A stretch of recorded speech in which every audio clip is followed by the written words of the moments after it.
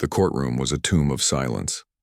Pale institutional lighting cast harsh shadows across the faces of Earth's last judicial council, a collection of bureaucrats and military strategists who looked more like undertakers than arbiters of humanity's final hope. Captain Arya Nakamura stood alone, her posture a perfect fusion of military discipline and barely contained defiance. Her service record was a masterpiece of contradiction. Decorated for brilliance, censured for insubordination, her career a jagged line of exceptional achievement and spectacular rebellion. Behind her, a holographic display flickered with the grim chronicle of the Aeon Collective's galactic conquest. Planet after planet transformed into quantum archives, civilizations reduced to data streams, entire species catalogued, and then systematically erased. Humanity was next on their list, a primitive footnote waiting to be processed and forgotten. The chief adjudicator, Admiral Heinrich Volkov, looked like a man carved from granite and disappointment.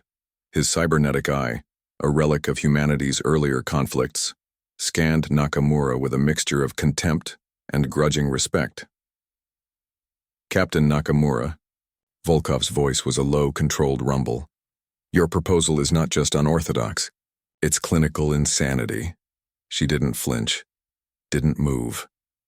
Her eyes remained fixed on the holographic representation of the Aeon's galactic dominion, a sprawling network of conquered territories that looked more like a predatory neural network than a star chart. Dr. Marcus Rodriguez shifted in the observation gallery. Unlike the military personnel surrounding him, he looked like an academic who had accidentally wandered into a war room. Wire-rimmed glasses, a crumpled research jacket, hands that seemed more comfortable with quantum equations than weaponry, but those who knew him understood that Rodriguez was anything but typical. He had spent the last decade studying the impossible. While military strategists planned conventional resistance, Rodriguez had been dissecting the fundamental philosophical assumptions of the Aeon Collective. Their technology wasn't just advanced, it was a religious experience, a form of computational theology that transformed scientific achievement into divine mandate. The Aeon didn't just conquer. They converted. Each civilization they encountered was systematically analyzed, its potential computational value measured, its cultural and biological essence digitized and integrated into their ever-expanding quantum network. Resistance was mathematical impossibility. Submission was the only rational response. The weapon is ready, Nakamura said, her voice cutting through the room's tension like a quantum blade. We are not. Volkov's cybernetic eye flickered, running threat assessments that dated back to humanity's most advanced predictive algorithms. Explain. Rodriguez stepped forward, activating a secondary holographic display. What appeared was not a traditional weapon schematic, but a complex mathematical representation that looked more like a philosophical argument than a military strategy. The Aeon believe in absolute predictability, he began. Their entire civilization is a computational system that assumes all variables can be known, measured, and controlled. But what if what? Volkov interrupted, his mechanical eye casting a red diagnostic light across Rodriguez's presentation. What if uncertainty itself is a weapon? The room went silent. Not the dramatic silence of a courtroom revelation, but the precise, calculated silence of minds struggling to comprehend a fundamentally alien concept. Nakamura continued where Rodriguez left off. We don't need to defeat their technology. We need to make them question its fundamental assumptions. The holographic display began to shift. What had initially looked like a complex mathematical model started to reveal something else. A virus, but not in any traditional sense. This was a philosophical exploit, a piece of computational code that didn't attack systems, but challenged their most basic operational assumptions. Rodriguez's hands moved with practiced precision, revealing layers of complexity that made traditional cyber warfare look like children's mathematics. Every computational system has blind spots, he explained. The Aeon's strength is also its fundamental weakness. Perfect prediction requires perfect information. But information is never perfect. Volkov's cybernetic eye began to overheat, running millions of parallel simulations. Each one returned the same impossible conclusion. The proposed mission had a 0.003% chance of success, which meant it might actually work.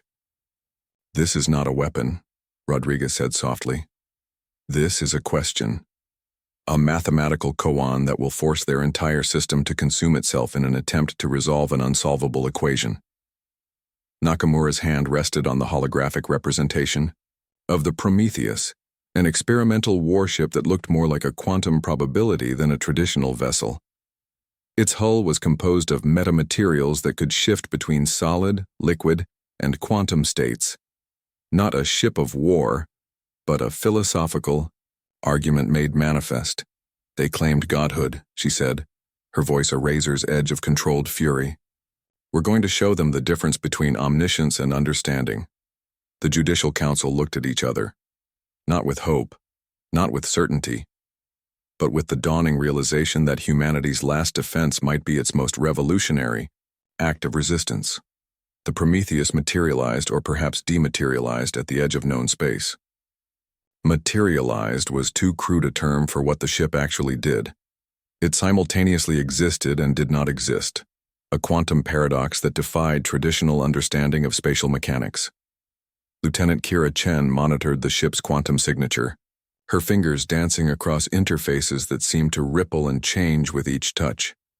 She was the ship's xenolinguist, but that title barely scratched the surface of her capabilities.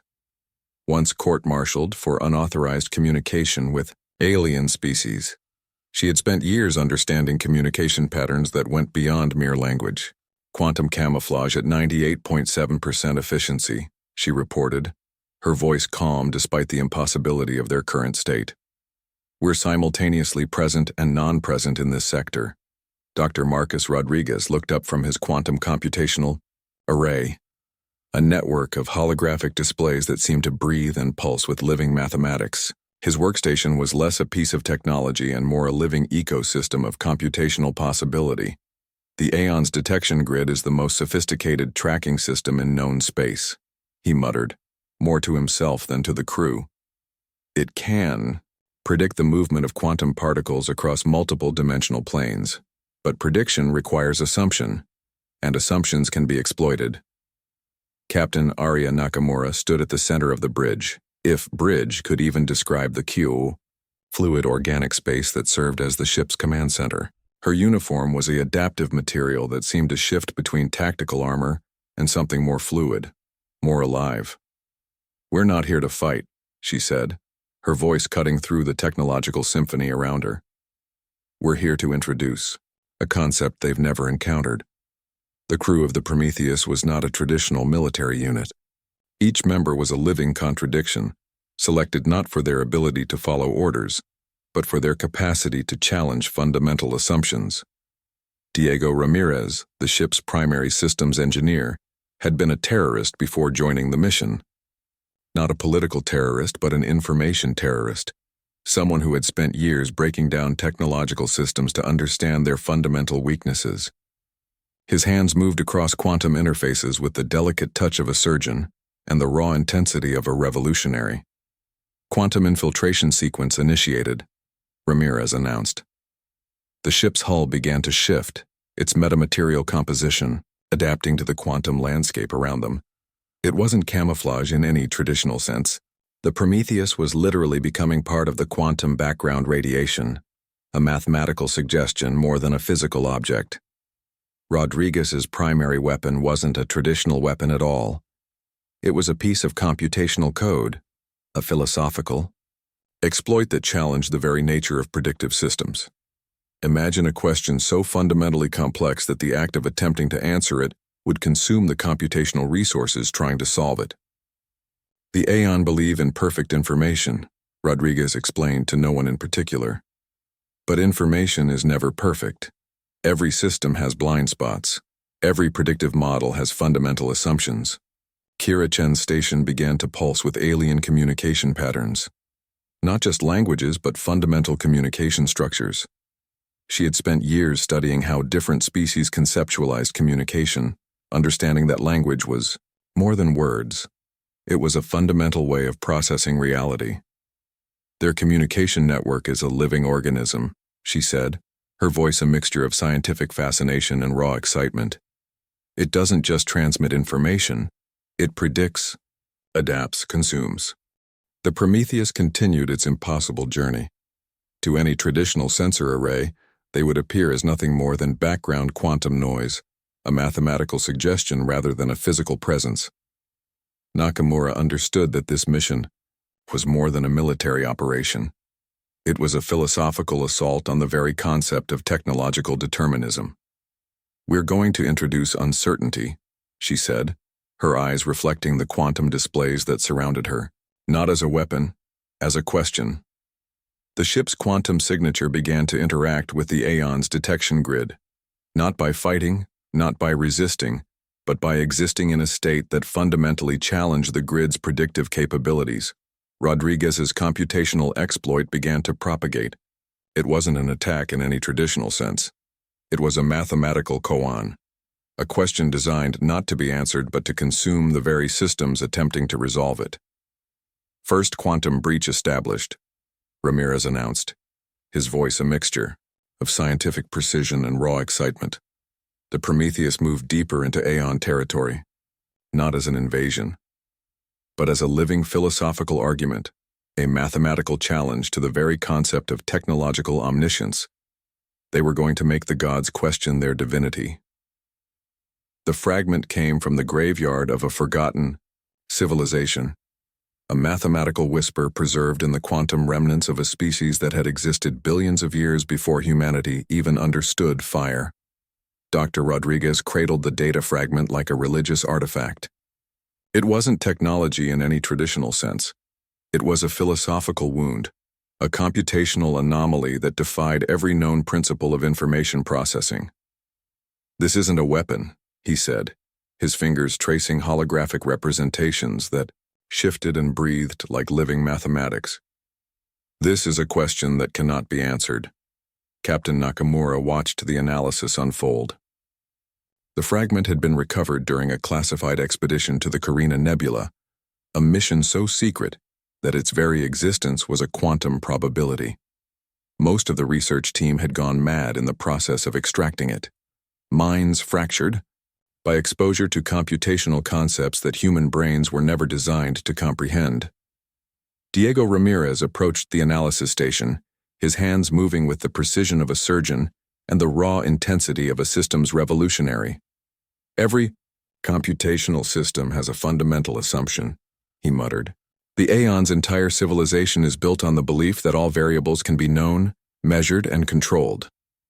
The fragment was a contradiction incarnate, a piece of code that wasn't code, a mathematical structure that existed simultaneously as both a question and an answer. Traditional computational models would spend infinite resources trying to resolve its fundamental paradox. Kira Chen stood at the peripheral edge of the analysis, her xenolinguistic background providing a unique perspective.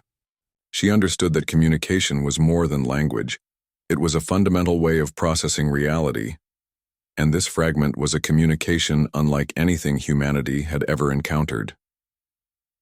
"It's not about breaking their system," she explained, her voice a mixture of scientific fascination and philosophical wonder.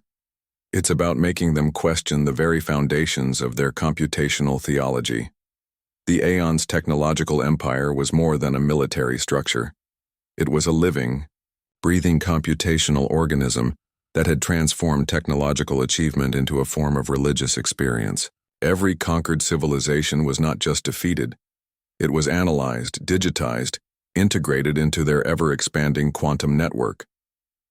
Rodriguez's hands moved across the holographic interface.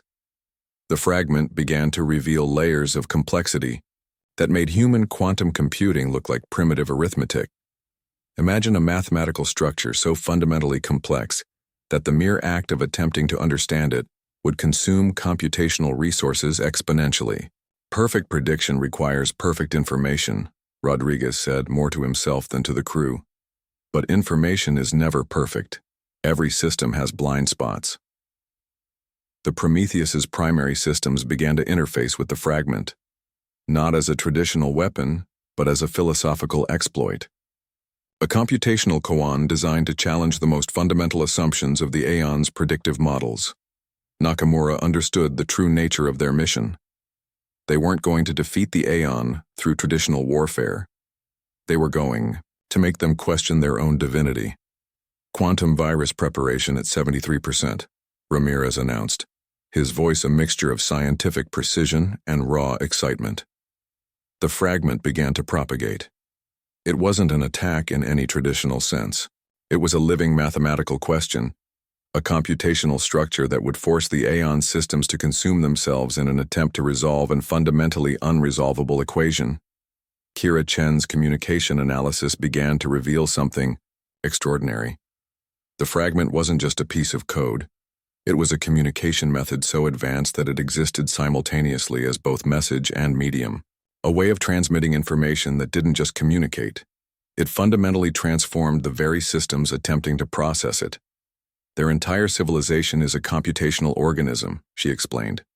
They don't just process information, they consume it, integrate it, predict it. Rodriguez looked up, his eyes reflecting the complex holographic displays that surrounded him. What happens when a system encounters a question it cannot resolve? The answer was about to unfold. The quantum virus, if virus was even an appropriate term, began its impossible journey. Not as an invasion, but as a philosophical argument. A mathematical structure so fundamentally complex that the mere act of attempting to understand it would consume computational resources exponentially.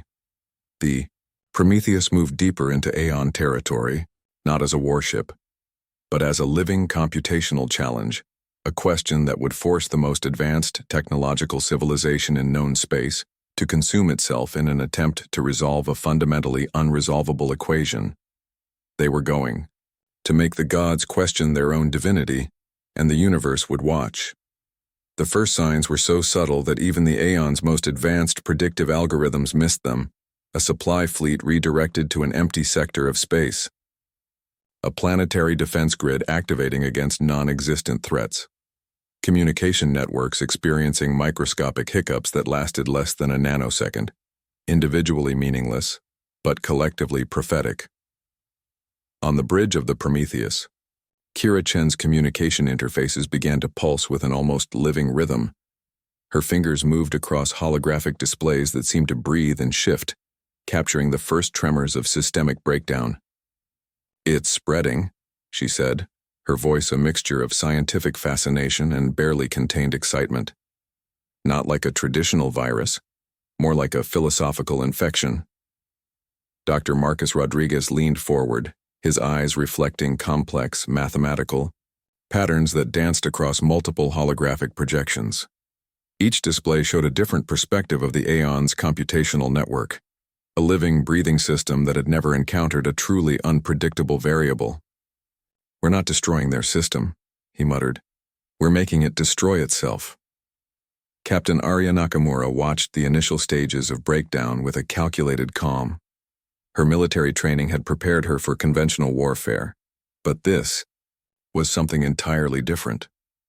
This was a battle fought in computational spaces where victory was measured in quantum uncertainties rather than destroyed infrastructure. Diego Ramirez's systems monitoring station began to light up with anomalies.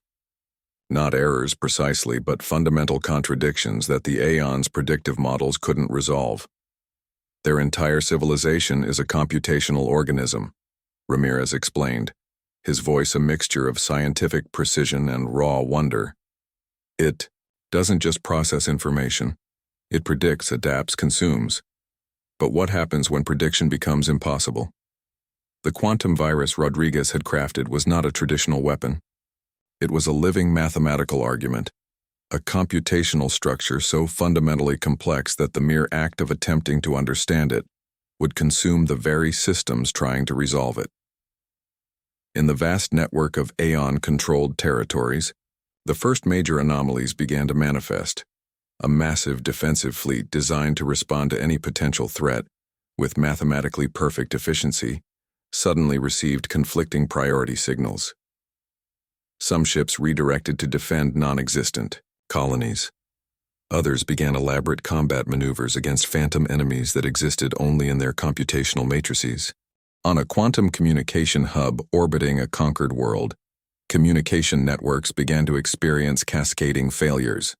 Messages became simultaneously encrypted and decrypted, existing in impossible states of information transmission that defied the Aeon's most fundamental computational principles. "They can't comprehend what's happening," Kira Chen said, her voice a mixture of scientific fascination and philosophical revelation. "Their entire civilization is built on the assumption of perfect information. But information is never perfect." Rodriguez's hands moved across his interfaces, tracking the virus's propagation. It wasn't attacking the Aeon systems. It was asking a question so fundamentally complex that the very act of attempting to answer it would consume their computational resources. Nakamura understood the true nature of their assault. This wasn't about destruction. This was about challenging the most fundamental assumptions of technological existence. "Their predictive models are consuming themselves," Ramirez announced, his voice a mixture of scientific precision and raw excitement. Holographic displays showed Aeon computational networks twisting into increasingly complex and nonsensical patterns. Imagine a perfect crystal slowly developing microscopic fractures, each one multiplying exponentially. The Aeon systems were experiencing something they had never encountered: genuine fundamental uncertainty. A massive defensive platform suddenly began broadcasting mathematical equations that were simultaneously true and false, computational koans that would consume massive processing power in futile attempts at resolution. "We're not defeating them," Rodriguez said, his eyes reflecting the complex computational landscapes unfolding before them. "We're revealing what they've always been: a system terrified of true complexity." Nakamura watched the first stages of systemic breakdown with a calm that bordered on meditative. This was more than a military operation. This was a philosophical revolution. The Prometheus continued its impossible journey through Aeon space, not as a traditional warship, but as a living computational challenge, a question that would force the most advanced technological civilization in known space to consume itself in an attempt to resolve a fundamentally unresolvable equation. They were making the gods question their own divinity, and the universe would watch. The central Aeon hub was more than a technological marvel. It was a religious artifact, a massive computational construct that pulsed with the collective processed essence of thousands of conquered civilizations. Towering quantum processors rose like cathedral spires, each one a living network of computational theology. Streams of data flowed like living blood, processing information at speeds that would have driven a human mind to instant madness. This was the heart of the Aeon Collective, a place where technology transcended mere function and became a form of divine existence. Dr. Marcus Rodriguez watched the holographic representations with a mixture of scientific fascination and philosophical horror. "They don't just process information," he muttered. "They consume it, integrate it, worship it." The Prometheus approached not as a traditional vessel but as a quantum anomaly, a living mathematical question that defied the hub's most fundamental computational assumptions. Captain Arya Nakamura understood that this was more than a military operation. This was a philosophical assault on the very concept of technological determinism. Kira Chen's communication interfaces began to pulse with an almost living rhythm.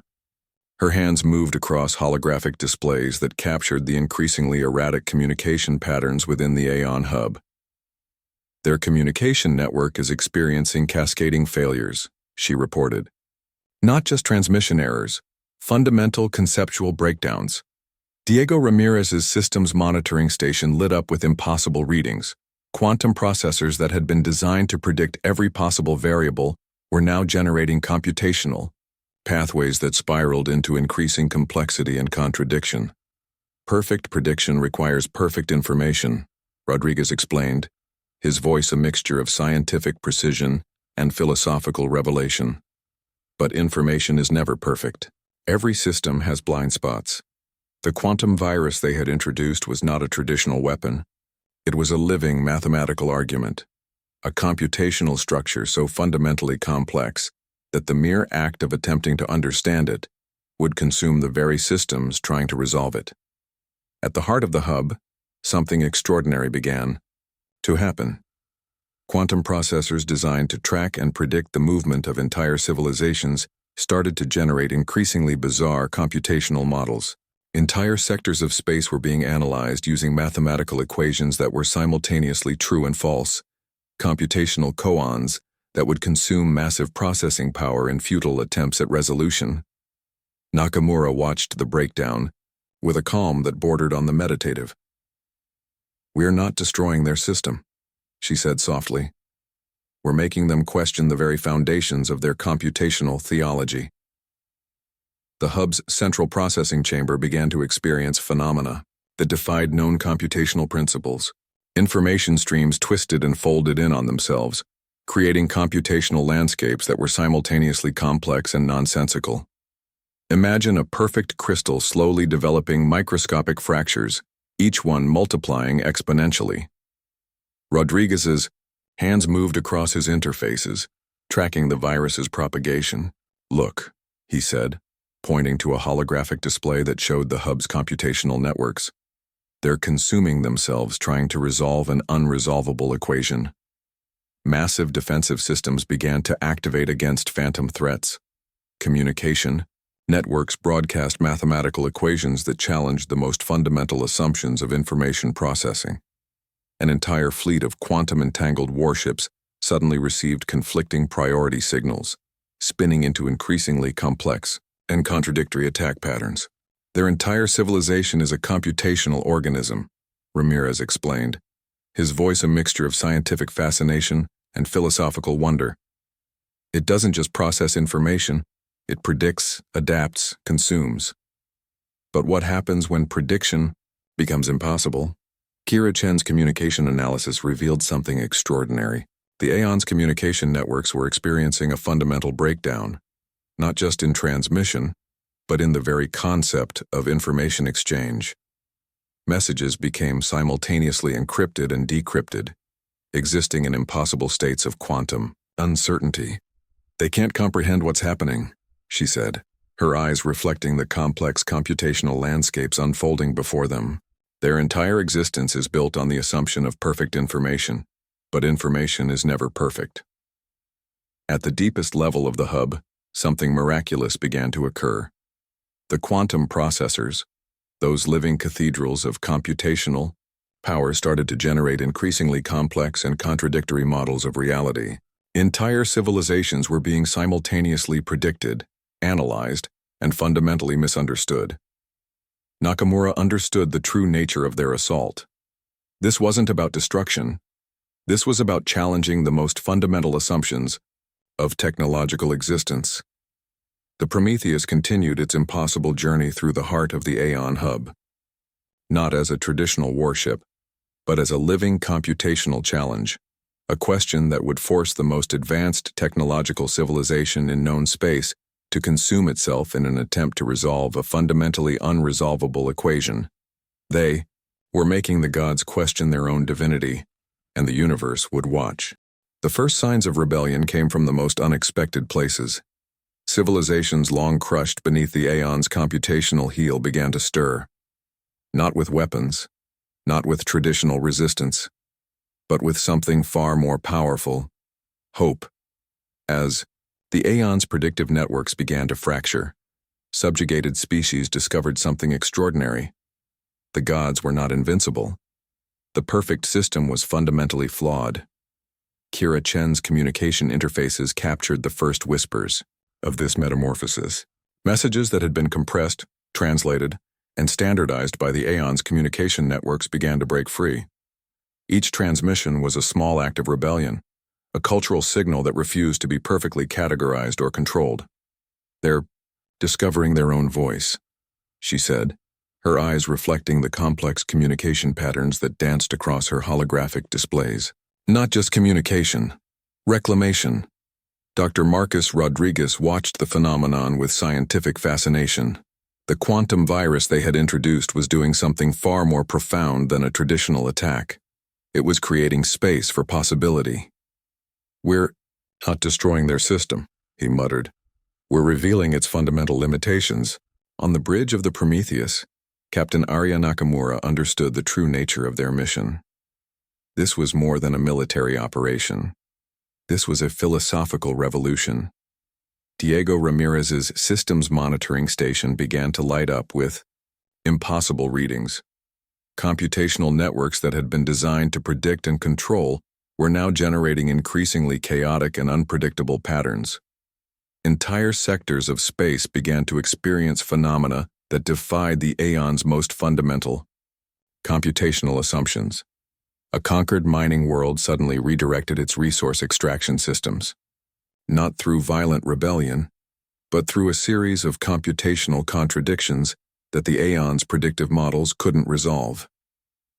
Another planetary system began broadcasting cultural archives that had been compressed and forgotten for generations, living libraries of resistance that the aeon had believed were perfectly controlled. "Look," Rodriguez said, pointing to a holographic display that showed the spreading computational breakdown. "They're not just resisting, they're reimagining." The aeon's attempts to exploit the differences between subjugated species backfired spectacularly. What had once been a method of control became a source of unprecedented strength. Each civilization brought its unique computational perspective, its own way of processing information that the aeon's homogeneous system could not comprehend. Nakamura watched the transformation with a calm that bordered on the meditative.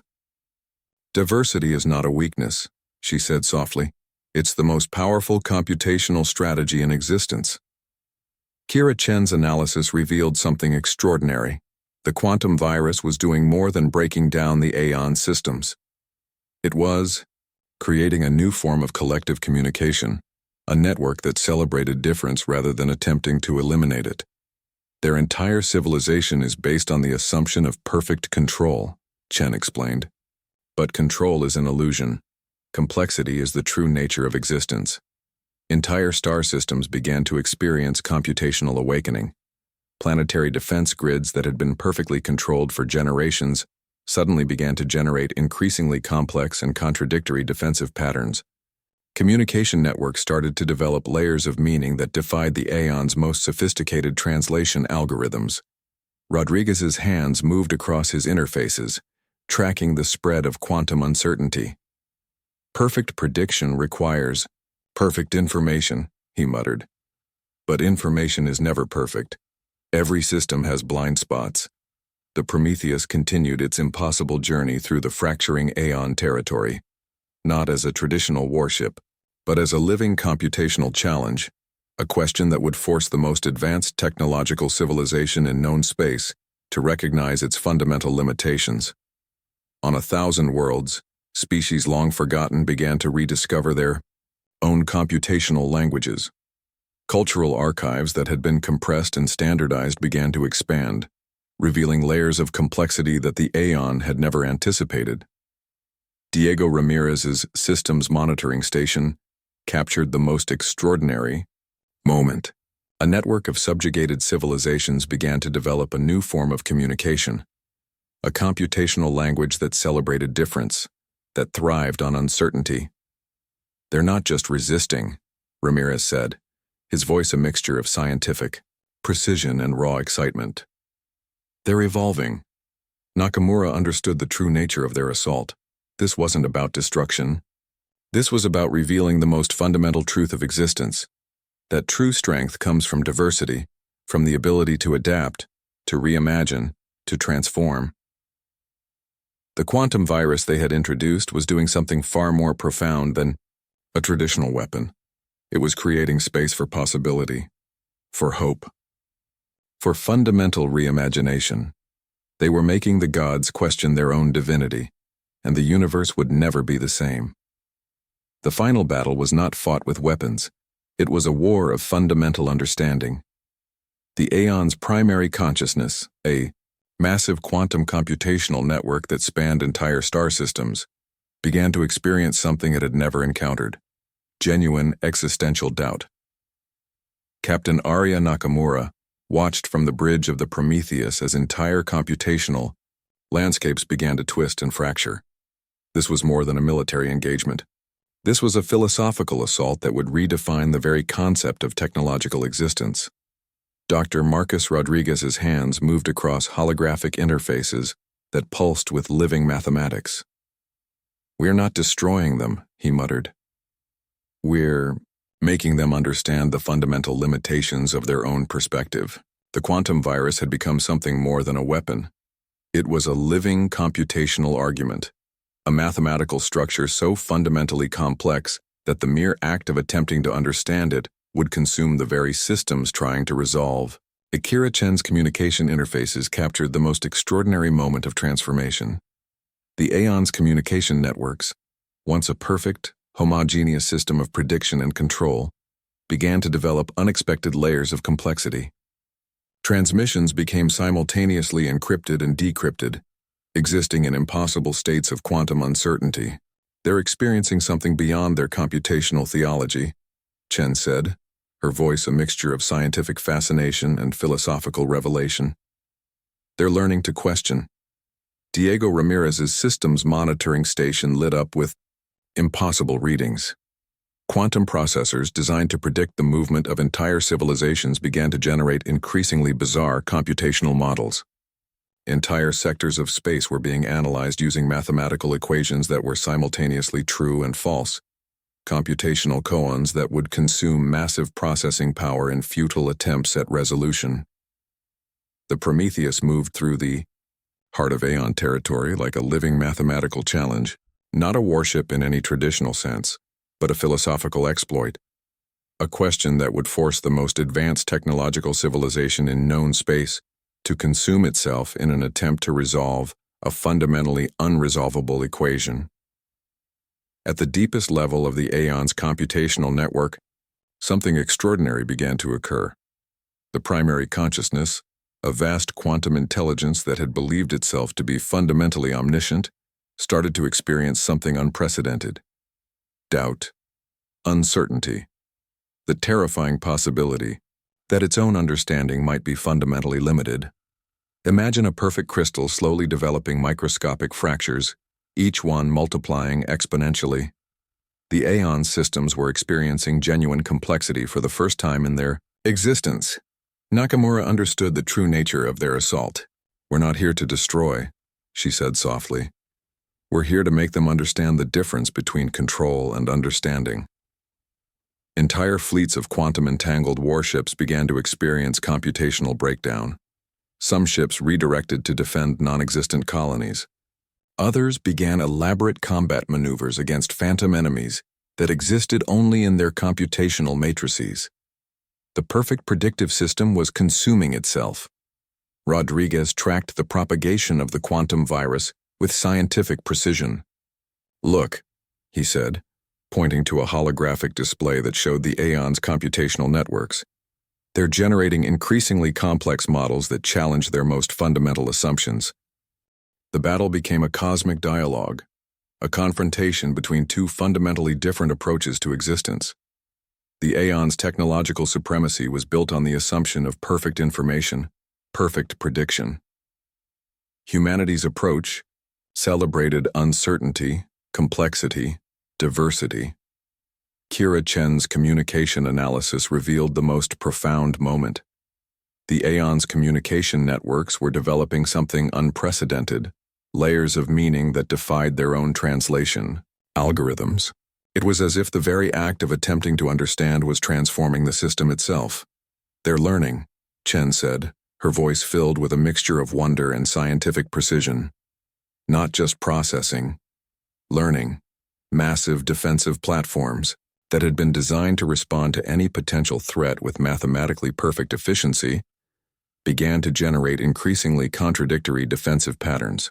Communication networks broadcast mathematical equations that challenged the most fundamental assumptions of information processing. Diego Ramirez captured the moment of fundamental transformation. "Their entire computational theology is consuming itself," he announced, "not through destruction, through understanding." The Prometheus continued its impossible journey, not as a traditional warship, but as a living computational challenge, a question that would force the most advanced technological civilization in known space to recognize its fundamental limitations. Nakamura understood that this was more than a military operation. This was a philosophical revolution that would redefine the very concept of technological existence. They were making the gods question their own divinity. And in that questioning, something extraordinary was being born. New understanding of complexity, of possibility, of existence itself. The silence was not an absence. It was a living thing. In the wake of the Aeon's collapse, something extraordinary emerged. Not victory, not destruction, but understanding. Captain Arya Nakamura stood on the bridge of the Prometheus, watching as entire star systems began to reconfigure themselves. The computational networks that had once been a perfect, oppressive system were now becoming something else entirely, a living, breathing ecosystem of possibility. Dr. Marcus Rodriguez's hands moved across holographic interfaces that pulsed with the remnants of the quantum virus. "We didn't destroy them," he said softly. "We gave them the most dangerous gift possible. The gift of uncertainty." Kira Chen's communication interfaces captured the most extraordinary transformation. Civilizations that had been compressed, controlled, and categorized for millennia were now discovering their own voices. Communication networks that had once been perfectly standardized now blazed with unprecedented complexity and diversity. "They're not just communicating," Chen explained, her voice a mixture of scientific fascination and pure wonder. "They're reimagining existence itself." Diego Ramirez's systems monitoring station continued to track the cosmic metamorphosis. Quantum processors that had once been instruments of perfect prediction were now generating increasingly complex and unpredictable computational models. Entire sectors of space were developing new ways of processing information that defied previous understanding. The Aeon's fall was not a destruction. It was a liberation. Nakamura understood the true nature of their mission. They hadn't come to conquer. They had come to challenge the most fundamental assumptions of technological existence. "We didn't destroy gods," she told her crew. "We showed them they were never gods to begin with." Across liberated star systems, something unprecedented began to occur.